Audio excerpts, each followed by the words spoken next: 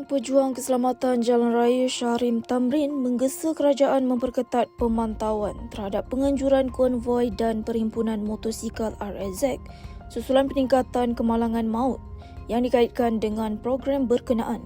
Menurutnya, langkah lebih tegas diperlukan bagi memastikan keselamatan peserta serta pengguna jalan raya lain sentiasa terjamin. Shahrim berkata jumlah kematian membabitkan perhimpunan RSZ menunjukkan trend membimbangkan apabila meningkat daripada 2 kes pada 2024 kepada 5 kes pada 2025 sebelum melonjak kepada 11 kes setakat tahun ini.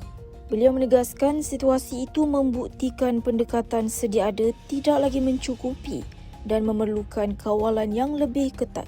Antara cadangan dikemukakan ialah mewujudkan garis panduan khas bagi konvoi motosikal termasuk penetapan laluan, had bilangan peserta, pemantauan pihak berkuasa serta tanggungjawab penganjur dalam memastikan pematuhan terhadap peraturan jalan raya.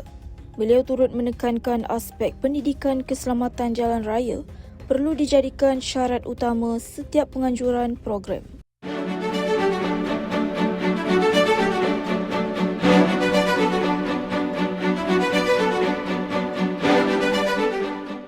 Masih mencari sofa yang betul-betul ikut style korang? Di Fela Design, anda boleh customize sofa anda sendiri daripada desain, warna hingga ke pilihan fabrik.